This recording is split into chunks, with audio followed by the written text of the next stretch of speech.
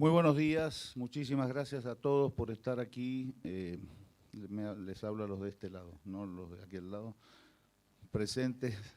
tan temprano en un día que se presta ostensiblemente para formar parte del lado izquierdo. Gracias de verdad, gracias a los organizadores, muchas gracias a toda la gente del Poder Judicial de la provincia de Buenos Aires, aquí en el Departamento Judicial de Necochea,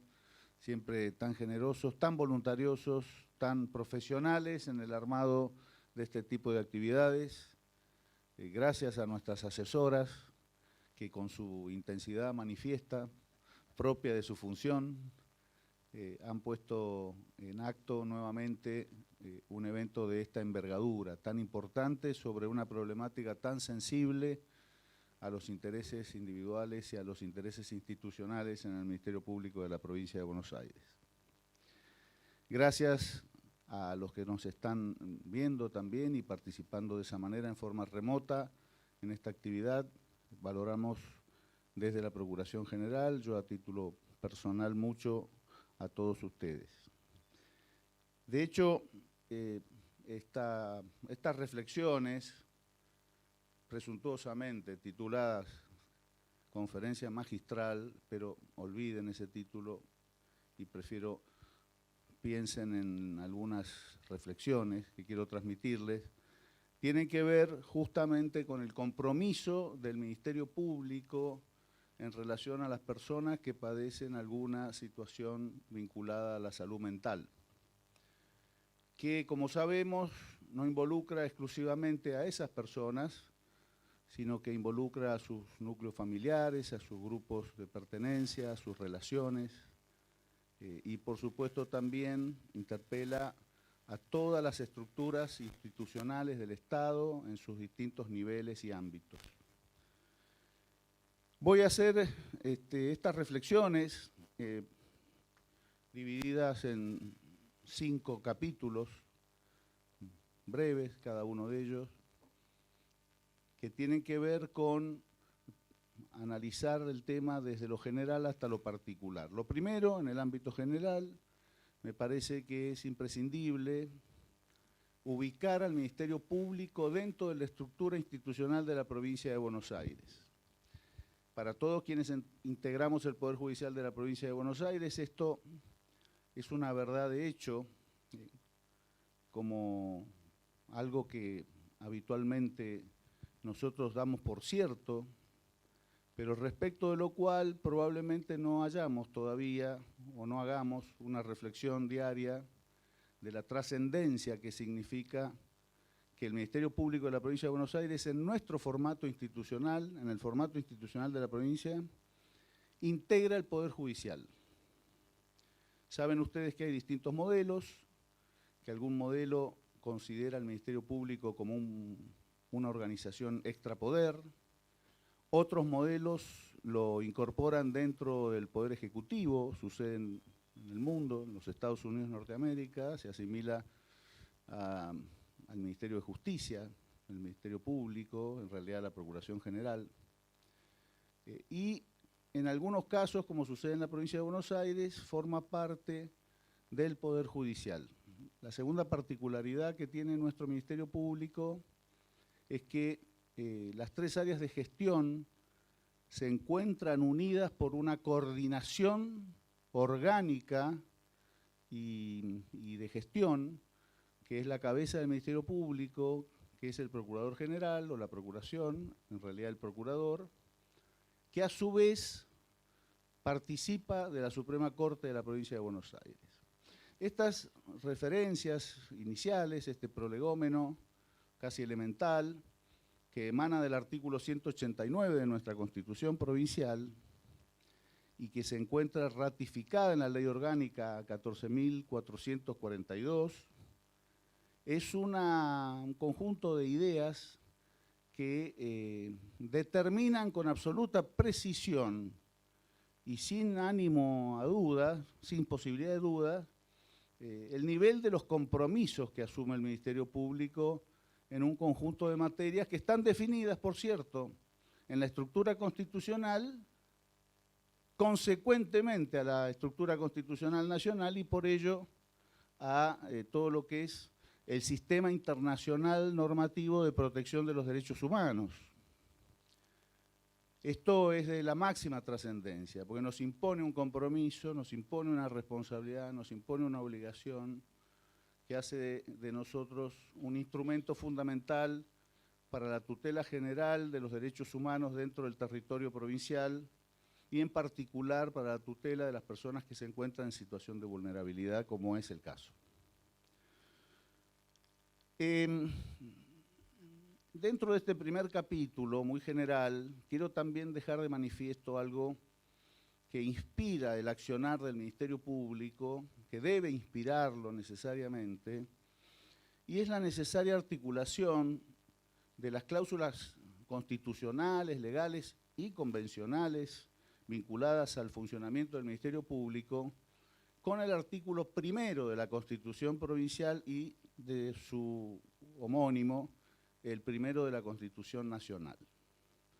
Tienen ustedes presente que el artículo primero, en sus dos redacciones idénticas en lo pertinente, determina que el gobierno, que el Estado Nacional adopta para su gobierno la forma representativa republicana federal. Si ustedes prestan atención a la redacción, tanto en la Constitución Nacional como en la Constitución Provincial, van a percatarse seguramente de algo que probablemente no les haya llamado la atención, y es que el constituyente, el del 53 nacional y los constituyentes sucesivos, incluido el del 94 en la provincia de Buenos Aires, han determinado, y es que esa forma de gobierno es representativa, republicana y federal, sin coma ni conjunción copulativa. Sin perjuicio de lo cual, si ustedes repasan, o si repasamos, la literatura constitucional, artículos de opinión incluso, constituyentes muy importantes, constitucionalistas muy importantes, vamos a detectar que dan por cierto que sí existe la coma y la conjunción copulativa, pero no existe.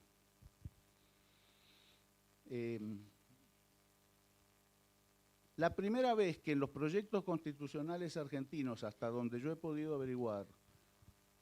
la redacción es sin coma ni conjunción copulativa, está en la Constitución del 26, que curiosamente es una constitución marcadamente unitaria. Y la primera vez que aparece con coma y conjunción copulativa y después se pierde en los antecedentes es en las bases de Alberdi. Alberdi sí lo separaba. Pese a que los lingüistas con los que yo he conversado de esto me dicen que en realidad los redactores de la Constitución, tanto del 26 como el 53, nuestros redactores, lo vigente, se han equivocado e imputan esa particularidad a un error de redacción, yo quiero pensar, y no he agotado mi búsqueda, en que esto es determinante de una decisión del constituyente, y a esto quiero ir en vinculación con lo que estábamos señalando. La decisión del constituyente es determinar que existe una unidad esencial.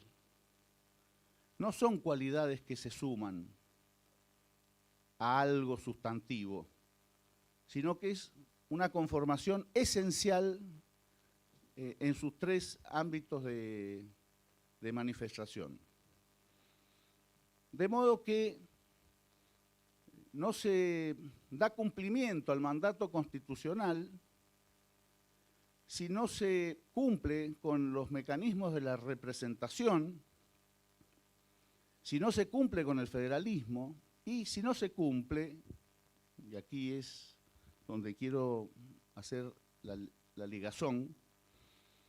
con los principios propios del sistema republicano, entre los cuales están aquellos que se plasman luego en las constituciones provinciales en todo lo que es el andamiaje estructural de las partes orgánicas de la Constitución. El artículo primero, que es la puerta de acceso, más operativamente, más que el preámbulo, inspira y determina la esencia de todo lo que es la parte dogmática y la parte orgánica de las constituciones.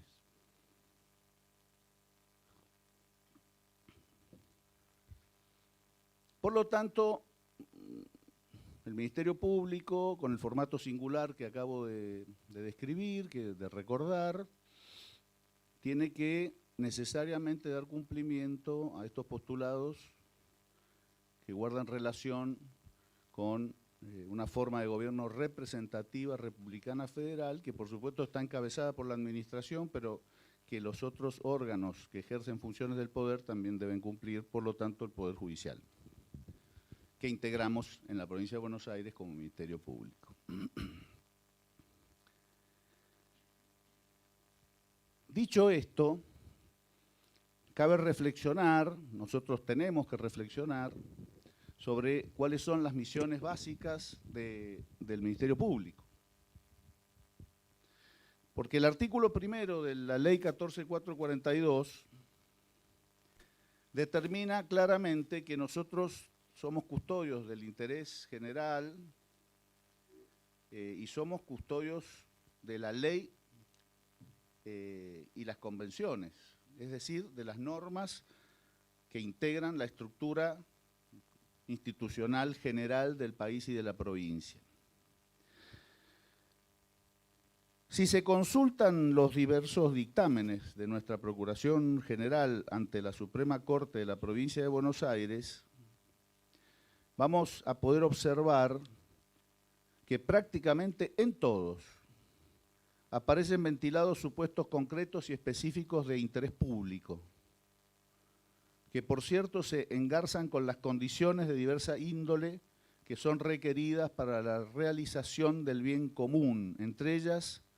la vigencia irrestricta de la juridicidad, la tutela de los derechos humanos en sus distintas dimensiones. Es decir, en todos los asesoramientos, más allá de la casuística, la intervención de nuestro Ministerio Público se reconduce a la afirmación de un rol proactivo de la institución,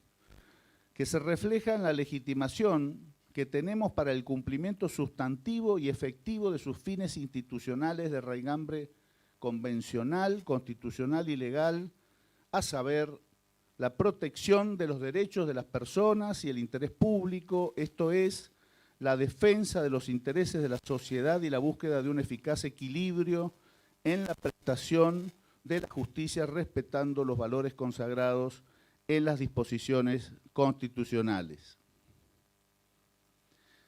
Así sucede en cuestiones relativas al derecho al agua como indispensable para una vida digna y vinculado con el derecho a la salud y a los derechos de los consumidores,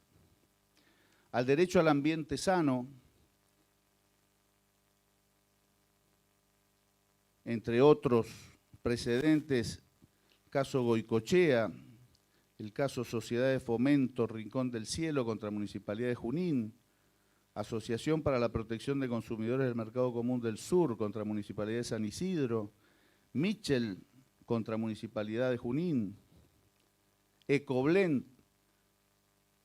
contra Organismo Provincial para el Desarrollo Sostenible sobre pretensión declarativa de certeza, Taquima contra Fisco de la Provincia de Buenos Aires, Pereira Germán contra APSA sobre amparo colectivo. También en temas en los que se afirma la prevalencia del orden público en materia de derecho sucesorio, en algunos casos también involucradas personas que se encuentran en situación de vulnerabilidad por razones vinculadas a su salud mental. Caso Álvarez sobre nulidad de acto jurídico, por ejemplo, en temas de legitimación del asesor de menores, en supuestos de afectación de los derechos de estos, en especial el dictamen del 23 de agosto de 2021, que ha sido emblemático en la causa 133.483, también en la 131.370 RJA sobre recurso extraordinario e inaplicabilidad de ley, en aspectos vinculados con la determinación de la capacidad jurídica, FR sobre determinación de la capacidad jurídica,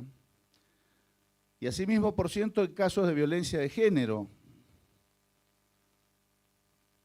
La causa 118.953, caratulada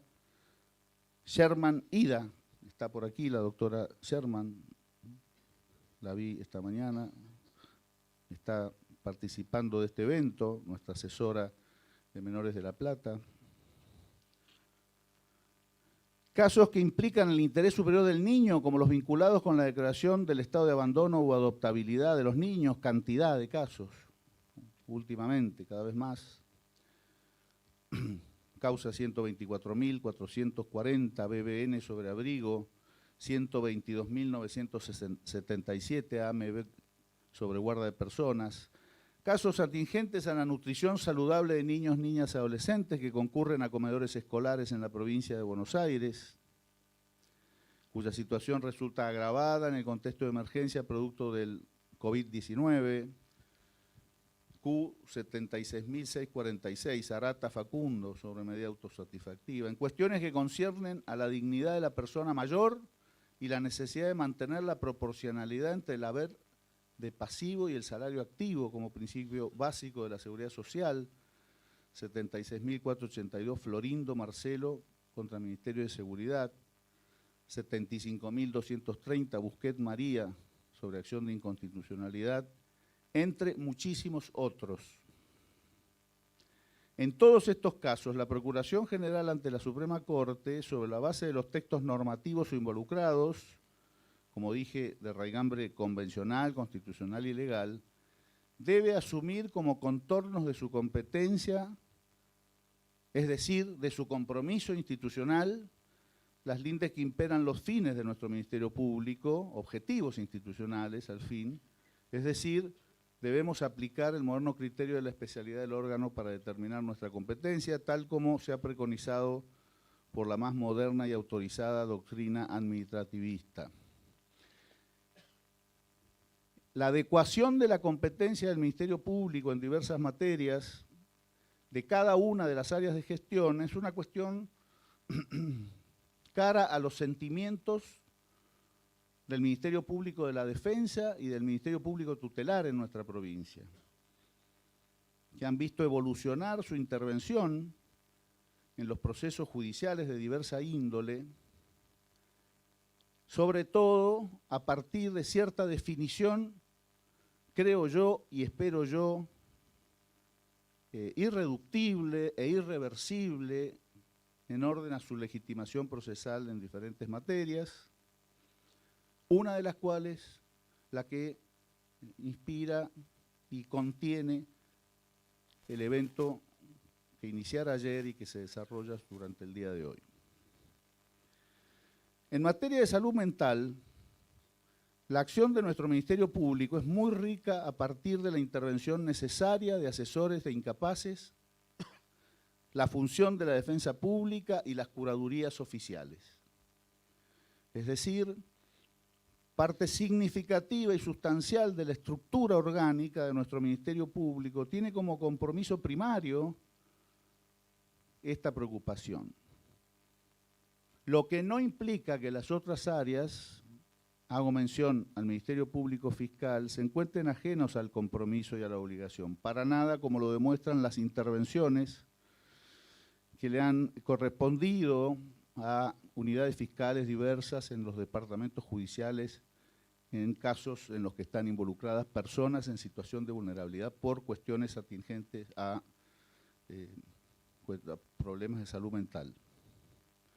Cada uno de esos roles, subrayo, bien diferenciados, se complementan para un mejor servicio de justicia en favor de las personas con padecimientos mentales. Entre otras funciones, quien representa al Ministerio Público Tutelar tiene legitimación para solicitar la declaración de incapacidad o capacidad restringida, conforme al artículo 33, inciso segundo del Código Civil, inciso D del Código Civil y Comercial.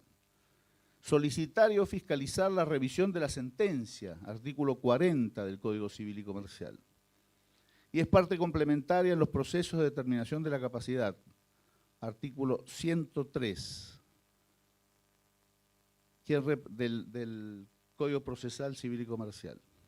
Quien representa al Ministerio Público de la Defensa ejerce la defensa técnica y letrada de las personas en cuyo favor se lleva adelante el proceso cuando la persona no tiene recursos económicos suficientes. Artículo 31, inciso E y 35 del Código Civil y Comercial. Mientras que quienes titularizan las curadurías oficiales, más allá de la denominación que al igual que en el caso de asesores ha quedado, creo yo, desactualizada con el nuevo paradigma de la salud mental, asumen su intervención a partir de la designación judicial, cuando la persona con capacidad restringida o incapacidad carece de familiares o estos no pueden asumir su cuidado o ante la falta de personas de su confianza y de bienes. Artículo 622 del Código Procesal. Sus funciones se encuentran especificadas además en la sentencia de restricción a la capacidad y lo determinado por los artículos 32, 43, 138 y concordantes del Código Civil y Comercial según el caso. La función de apoyo de las curadurías oficiales, a su vez, puede ser ejercida según la designación y alcance que judicialmente se establezca sobre la determinación de la capacidad jurídica, juntamente con otras personas o instituciones, asumiendo cada quien roles diversos y coadyuvantes, conforme lo autorizado por el artículo 38 del Código Civil y Comercial. En este marco, las 14 curadurías oficiales existentes en la provincia de Buenos Aires cuentan para llevar a cabo su tarea con un equipo interdisciplinario conformados por profesionales de la abogacía, las ciencias económicas y el trabajo social que contribuyen a lograr una mayor autonomía de las personas que asisten, conformando su actuación con lo dispuesto por las normas específicas de organización de nuestro Ministerio Público y con la reglamentación interna del Poder Judicial. El sistema asiste hoy a más de 6.200 personas en la provincia, con números aproximados a estos que voy a referir rápidamente, por departamento judicial, por curaduría en rigor de verdad. En azul, 331 personas, 114 de Olavarría, 121 de Azul propiamente y 96 de Tandil, que son las tres grandes ciudades del departamento judicial más extenso territorialmente de nuestra provincia. En Bahía Blanca, 661, 572 propiamente en Bahía Blanca, y en Tres Arroyos 89, he visto asesoras de Tres Arroyos que nos acompañan también en este evento. En Dolores, 149, Junín 207, La Plata 926, Lomas y Avellaneda, Lanús 511, Mar del Plata y Necochea, 351, 250 en Mar del Plata, 131 en Necochea, Mercedes y Moreno General Rodríguez 512, Morón y La Matanza 560, Quilmes 501, San Isidro y Zárate Campana 467, San Nicolás y Pergamino 543 personas, 397 en San Nicolás y 146 en Pergamino, San Martín 350, Trenquelauquen 201. 6.200 personas aproximadamente. Personas, no números, personas, únicas e irrepetibles, cada una de ellas. Reflexión obvia de Perogrullo, que creo nos traslada a uno de los primeros y tal vez, no, y sin ninguna duda, el basal de nuestro compromiso institucional,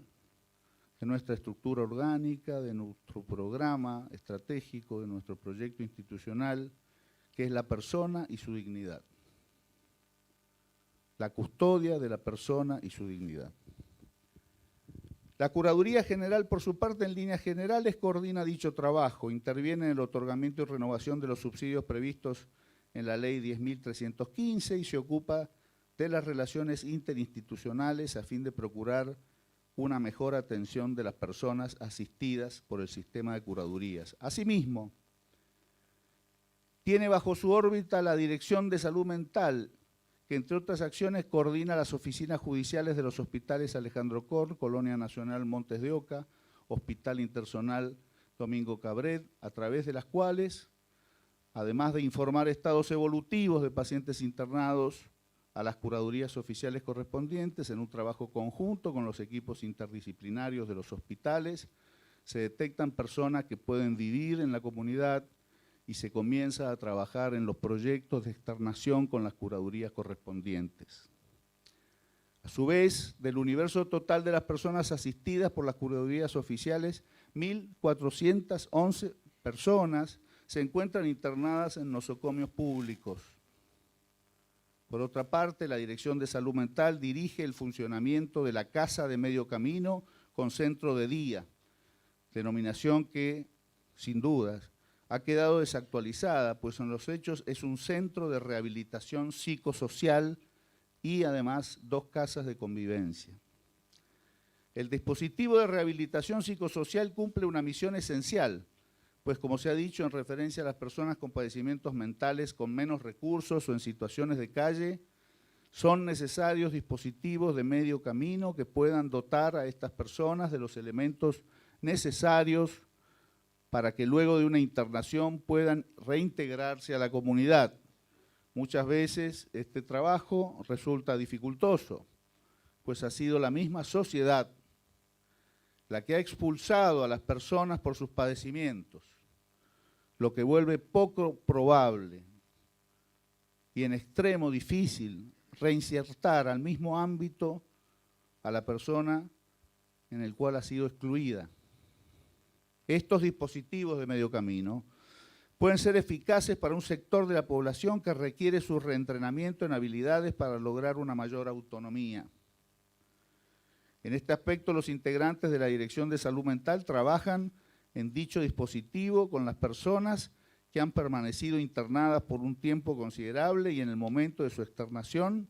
no cuentan con recursos para su inclusión en la vida comunitaria. Acompañan en la actualidad aproximadamente a 25 personas en este tránsito que concurren diariamente a los dispositivos. El equipo que allí trabaja es también interdisciplinario. Profesionales de las ciencias médicas, de la psicología, del trabajo social y terapia ocupacional. Las personas usuarias, en su gran mayoría asistidos de la Curaduría Oficial de La Plata, aprenden allí a manejar su plan farmacológico, muchos también a leer y escribir, a manejar una computadora y a organizar diferentes aspectos de su vida cotidiana a fin de lograr una mayor autonomía. Algunos de los desafíos que tiene este Ministerio Público por delante son seguir fortaleciendo la escucha activa, el acompañamiento de las familias de las personas en situación de discapacidad, actuar como salvaguardia de los sistemas de apoyo para que estos procuren la mayor autonomía posible de las personas con padecimiento mental, incrementar el trabajo en red y la comunicación con el Poder Judicial en su conjunto, con los municipios y con los efectores públicos provinciales, y trabajar para que haya una mayor accesibilidad en lo que se está trabajando también a partir de las mesas de acceso a la justicia de las personas que se encuentran en situación de discapacidad y la específica en materia de salud mental, que se han creado en el ámbito de la Suprema Corte de Justicia de nuestra provincia y de las que el Ministerio Público forma parte. La Ley de Salud Mental, como todos sabemos, fue dictada en nuestro país en el año 2010, receptando algunos principios contenidos en la Convención sobre los Derechos de las Personas con Discapacidad y fue introduciendo un cambio en el tema de la salud mental y en la determinación de su capacidad. Esta ley, 26.657, a la que nuestra provincia adhirió por ley 14.580, tiene por objeto asegurar el derecho a la protección de la salud mental en todas las personas y el pleno goce de los derechos humanos de aquellas con padecimiento mental que se encuentran en el territorio nacional, reconocidos en los instrumentos internacionales de derechos humanos, con jerarquía constitucional. sin perjuicio de las regulaciones más beneficiosas para la protección de estos derechos que puedan establecer las provincias y la Ciudad Autónoma de Buenos Aires. Tiene 46 artículos, una estructura de 12 capítulos y su objetivo principal fue consolidar un modelo basado en la integración de las personas, del enfoque centrado solamente en la enfermedad y la peligrosidad a otro asentado en el concepto de sujeto de derecho, en su proceso de integración social, fundado en el resguardo o la restitución de sus prerrogativas, de sus potestades, de sus derechos. Esta cualidad de sujeto de derecho, entendido en el proceso dinámico de integración social,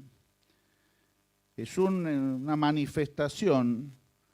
propia de la naturaleza del ente como persona. Es decir, no es un sujeto de derecho, es una persona que actúa dentro de un proceso de naturaleza judicial como titular de derechos. En el artículo 3 se reconoce a la salud mental como un proceso determinado por comportamientos históricos, socioeconómicos, culturales, biológicos y psicológicos, cuya preservación y mejoramiento implica una dinámica de construcción social vinculada a la concreción de los derechos humanos y sociales de toda persona. Parte siempre de la presunción de capacidad de todas las personas, algo que luego fue legislado en el Código Civil y Comercial y que, si bien no aparecía en forma explícita en los textos normativos de derecho positivo de la legislación civil anterior, toda la doctrina civilista más calificada e incluso la jurisprudencia en el ámbito del derecho civil más calificada ya reconocía inclusive en la legislación civil anterior y particularmente en el Código Civil de 1871 de Vélez Sarsfield. Además, destaca la ley que en ningún caso puede hacerse diagnóstico en el campo de la salud mental sobre la base exclusiva de su estatus político, socioeconómico, pertenencia a un grupo cultural, racial o religioso, demandas familiares, laborales, falta de conformidad o adecuación con valores morales, sociales, culturales, políticos o creencias religiosas prevalecientes en la comunidad donde vive la persona, elección o identidad sexual, la mera existencia de antecedentes de tratamiento u hospitalización. Por el artículo 4 se dispone que las adicciones deben ser abordadas como parte integrante de las políticas de salud mental. Norma de una enorme trascendencia y ciertamente de vanguardia. A mi juicio, no suficientemente atendida. El artículo 7 enumera los derechos que el Estado reconoce a las personas con padecimiento mental. El capítulo 5, en sus artículos 8 y 9, referidos a la modalidad de abordaje, incorporando la importancia del abordaje desde un equipo interdisciplinario, integrado por profesionales técnicos y otros trabajadores capacitados con la debida acreditación de la autoridad competente. Se incluyen las áreas de psicología, psiquiatría, trabajo social, enfermería, terapia ocupacional y otras disciplinas o campos pertinentes. Cabe aquí detenernos un instante en la importancia del trabajo interdisciplinario, que ya había sido incluido en una reforma del Código Civil antes de la vigencia de la ley y, por cierto, antes de la vigencia de su reforma. Me refiero a su reforma que derivó en el nuevo Código Civil y Comercial. El trabajo interdisciplinario, por definición, implica la puesta en acto de un principio de naturaleza metafísica, hermenéutica, que es el principio de interrelación de saberes y disciplinas, conforme a un criterio de subordinación jerárquica que es consecuente con la subordinación jerárquica que se da en el plano de la realidad. Esto es, la intervinculación esencial, de acuerdo a un orden jerárquico, determina una intervinculación hermenéutica y epistemológica en el plano sapiencial. ¿Qué es esto? Lo traduzco. En el plano de la actividad nuestra. Cuando se reúnen distintos especialistas en las disciplinas que tienen que abordar la problemática en cuestión, y en rigor, disculpen la insistencia, abordar la problemática de una persona, es imprescindible respetar las visiones, las metodologías, los formatos conceptuales y los modos de aproximación al objeto a analizar, que no es la persona, sino la dificultad por la que se enfrenta la persona. Ese abordaje respetuoso de las distintas aproximaciones científicas o sapienciales debe necesariamente ponderar el principio de orden jerárquico. Por eso, nuestros profesionales,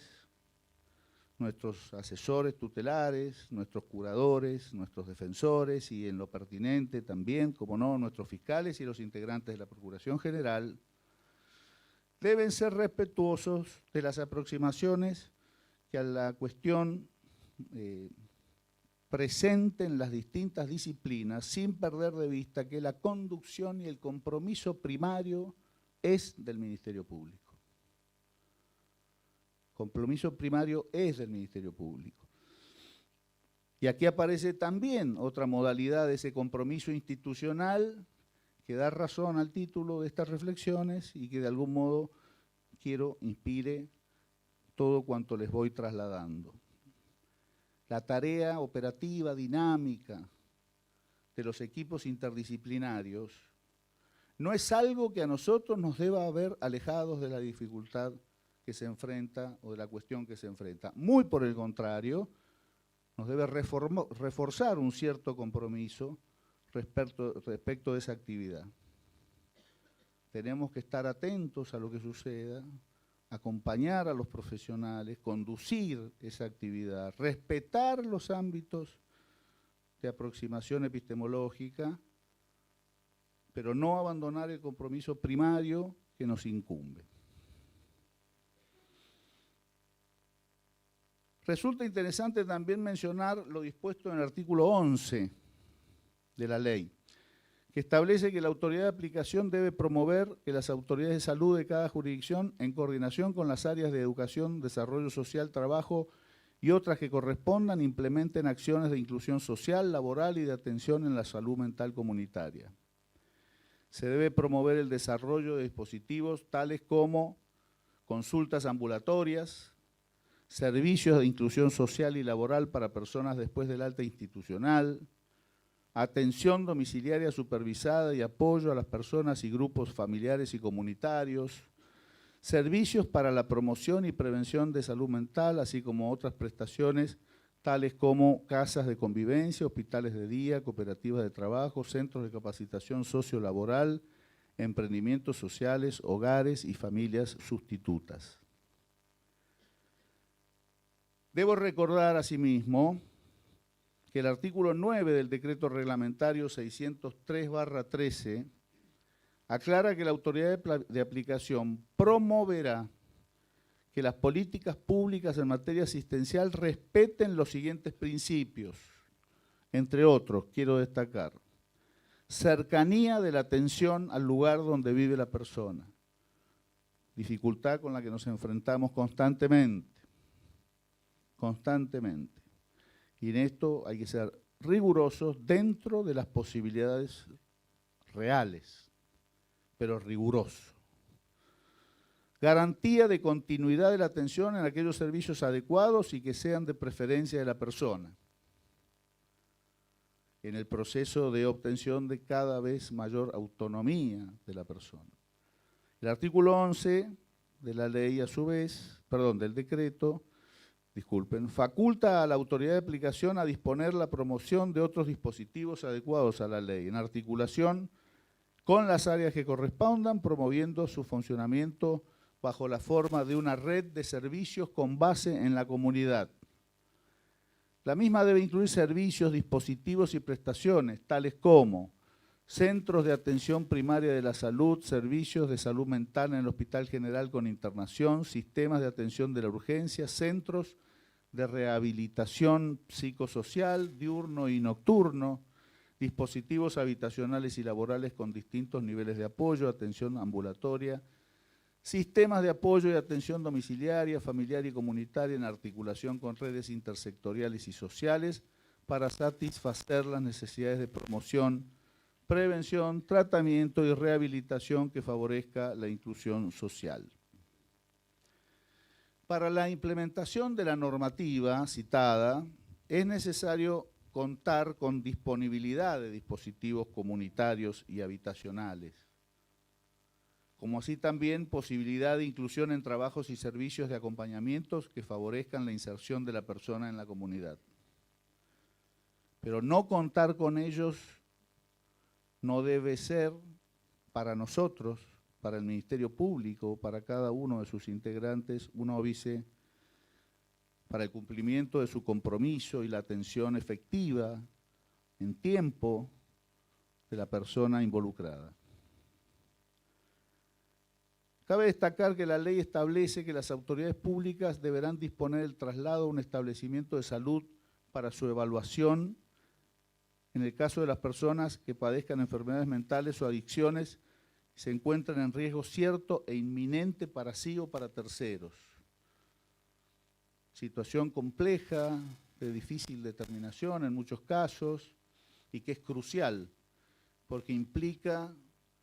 traspasar el límite de la télesis fundamental del nuevo sistema y exige un esfuerzo de nuestra parte. Un esfuerzo en el caso particular, un esfuerzo en la interacción interdisciplinaria y en la vinculación de cada uno de nuestros agentes con otros colegas de otras áreas del Ministerio Público que pueden colaborar en la observación del fenómeno, del caso, y también implica una adecuada y oportuna capacitación de cada uno de nosotros, para que al tiempo de actuar ya tengamos las herramientas y los instrumentos suficientes, o la mayor cantidad posible de esos instrumentos y herramientas cognoscitivos que nos permitan actuar, saber para hacer. Como sabemos, los hospitales generales actualmente no cuentan con los recursos necesarios para dar una respuesta adecuada. Es un camino que se están dando, pero que debemos acompañar y no potenciar. Nosotros como Poder Judicial tenemos una responsabilidad estatal. Esa responsabilidad no se agota sencillamente con la crítica y la queja constante respecto de la falta de recursos. Por supuesto hay que ponerlo de manifiesto porque el conocimiento de la falta de recursos puede permitir a los responsables de la asignación de los recursos determinar mejores prioridades o un esquema de prioridades más adecuado en orden a la distribución de recursos que por definición son escasos. Debe hacerse, pero prudentemente y teniendo en cuenta los fines institucionales. Sabemos que el Código Civil y Comercial avanzó en consonancia con la Convención Internacional y esta ley de salud mental a la que vengo haciendo referencia,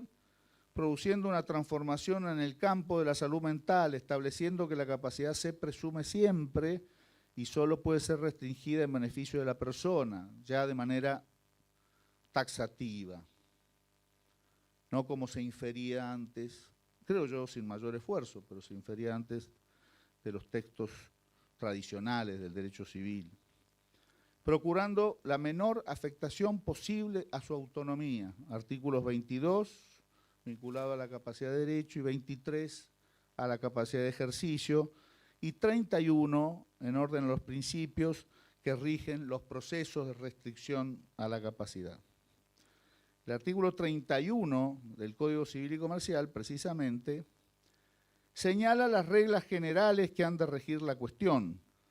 todas ellas de aplicación práctica y necesaria en todo proceso. Por razones de extensión y tiempo limitado, voy a referir solamente dos. La capacidad general de ejercicio de la persona humana se presume, aun cuando se encuentre internada en un establecimiento asistencial. Y segundo, las limitaciones a la capacidad son de carácter excepcional y se imponen siempre en beneficio de la persona. Incisos A y B del artículo 31. En sintonía con ello, el artículo 32 del Código Civil y Comercial autoriza al juez, a partir de un examen interdisciplinario, a restringir la capacidad para determinados actos de una persona que padece una adicción o una alteración mental permanente o prolongada, de suficiente gravedad, siempre que estime que del ejercicio de su plena capacidad pueda resultar un daño a su persona o a sus bienes. Asimismo, en relación con dichos actos, dispone que el juez debe designar el o los apoyos necesarios, especificando sus funciones. Estos apoyos deben promover la autonomía y favorecer las decisiones que respondan a las preferencias de la persona protegida. Recordemos aquí que la figura de los apoyos, que es fundamental dentro del sistema, se encuentra definida en el artículo 43 del Código Civil y Comercial como, comillas, cualquier medida de carácter judicial o extrajudicial que facilite a la persona que lo necesite la toma de decisiones para dirigir su persona, administrar sus bienes y celebrar actos jurídicos en general. Las medidas de apoyo tienen como función la de promover la autonomía y facilitar la comunicación, la comprensión y la manifestación de voluntad de la persona para el ejercicio de sus derechos. A la vez, el interesado puede proponer al juez la designación de una o más personas de su confianza para que le presten apoyo. El juez debe evaluar los alcances de la designación y procurar la protección de la persona respecto de eventuales conflictos de intereses o influencia indebida. La resolución debe establecer la condición y la calidad de las medidas de apoyo y, de ser necesario, ser inscripta en el registro de estado civil y capacidad de las personas.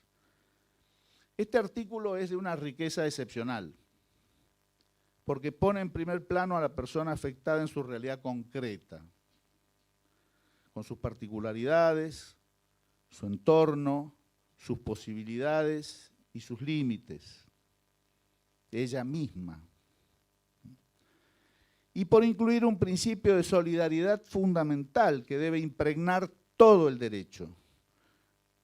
No hay nada más precioso que la ayuda, que el socorro, que la asistencia, que el acompañamiento.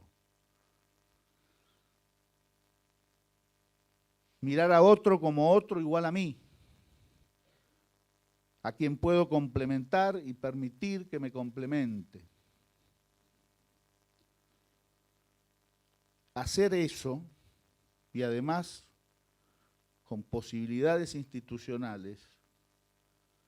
nos pone en un lugar de privilegio, en el plano de lo humano, en el plano de lo profesional, que debemos valorar, reconocer y aprovechar. Nos mejora, nos perfecciona. Como vemos, la finalidad de esta figura es la de complementar, no sustituir. Complementar el ejercicio de la capacidad jurídica de la persona protegida, acompañándola en el proceso de toma de decisiones para la realización de los actos concretos para los cuales necesita esta salvaguardia. La intervención del apoyo no se refiere o limita al momento o instante del ejercicio concreto del acto, sino que tiene que ver con todo el proceso de información, comprensión y formación del consentimiento en el marco de la toma de decisiones por la persona.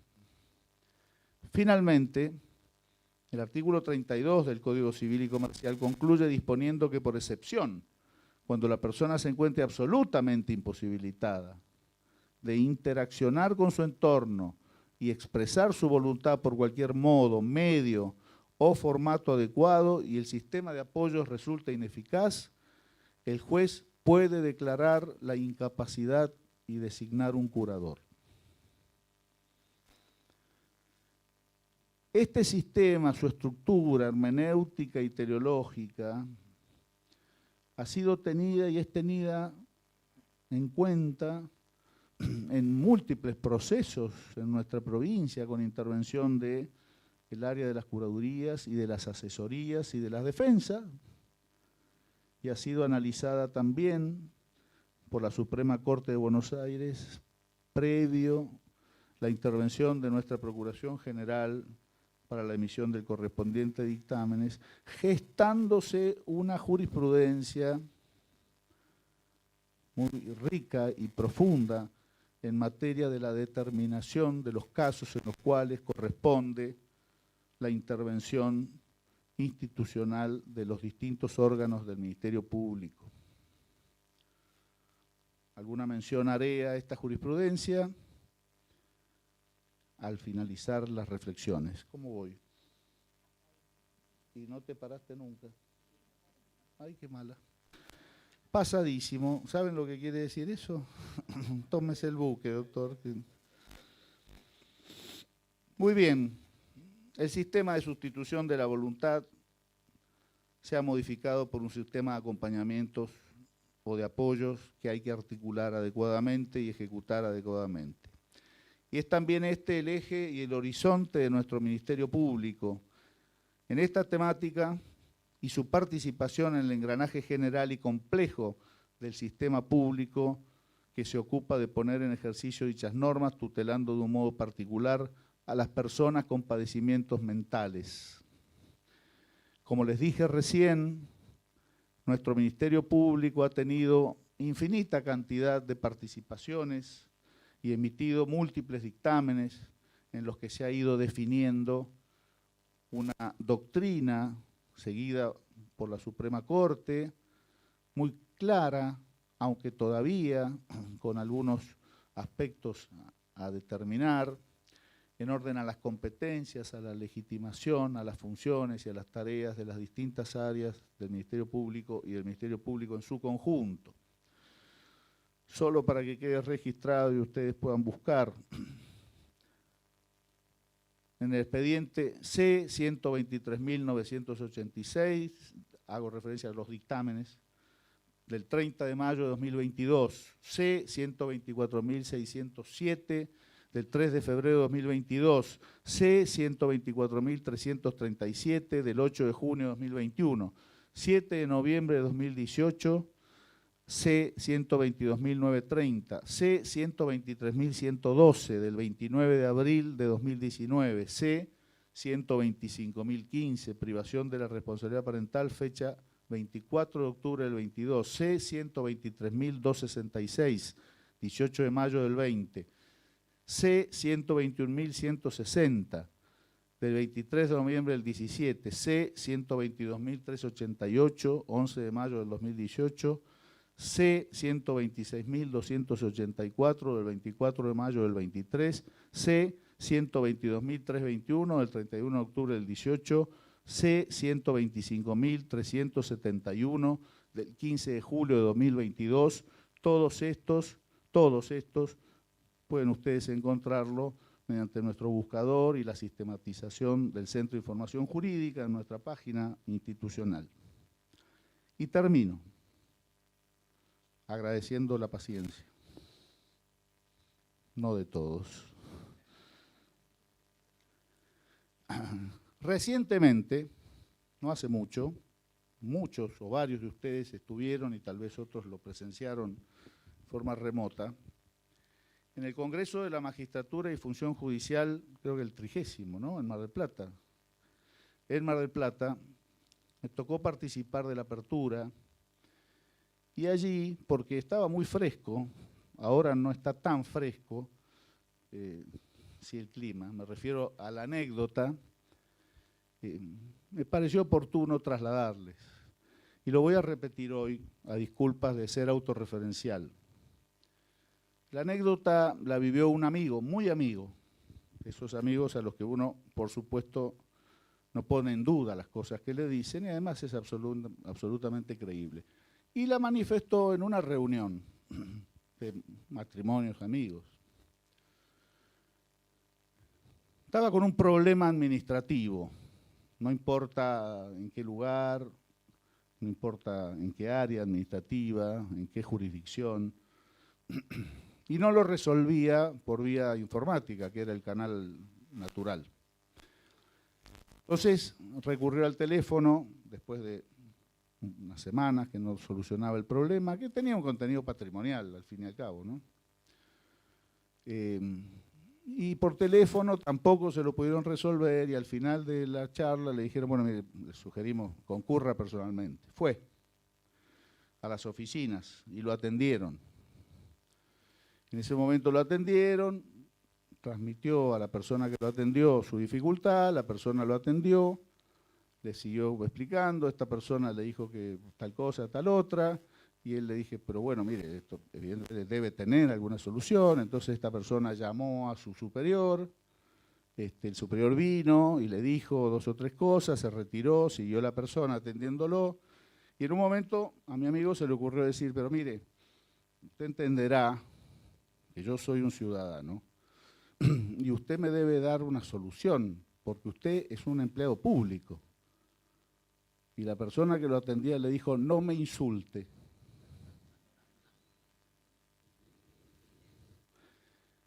En la reunión en la que estábamos hubo alguna risa, pero inmediatamente quedamos todos petrificados. ¿Por qué? Porque ¿qué manifestaba este empleado con eso? Manifestaba un estado de ánimo respecto de su trabajo. El empleado público, no importa acá distinguir administrativamente si el empleado, funcionario, agente público, obviamente hay diferencias de naturaleza, que si nos escuchara ya fallecido don Rafael Bielsa diría, sáquenle el título, lo está igualando, al solo efecto de la anécdota. Es la persona, como la definían los clásicos, quien ejercía la autoridad, era aquel que tenía a su cargo el cuidado de la comunidad. Funcionario, empleado público, agente público, tenía a su cargo el cuidado de la comunidad. Es decir, la comunidad, individual y colectivamente, ponía en las manos de la autoridad el cuidado de su persona, de su vida, de sus bienes y la de sus familiares. Por lo tanto, se trataba de personas con la mayor jerarquía dentro de la sociedad. La mayor jerarquía. Bueno, esta manifestación de este empleado, de que se consideraba insultado porque le habían dicho empleado público, está poniendo de manifiesto algo que nosotros tenemos que erradicar. Tenemos que jerarquizar la tarea. En las encuestas de opinión de un tiempo largo, esta parte del Poder Judicial viene apareciendo entre el último o anteúltimo de las instituciones descalificadas. Y nosotros tenemos que empezar a entender que lo que hacemos realmente es muy importante porque tenemos a nuestro cargo el cuidado de la comunidad. El tema que hoy nos ocupa, estas cuestiones que hoy tratamos, con las que ustedes se enfrentan todos los días, exige renovar el compromiso en la interacción con colegas del Ministerio Público y de otras áreas de gestión para alcanzar los objetivos en tiempo oportuno, para resolver los problemas de cada una de las personas que están involucradas y eventualmente sus familiares. Porque nosotros tenemos que hacer carne de esta idea de que si nos dicen judiciales, no nos están insultando, nos están calificando. Muchas gracias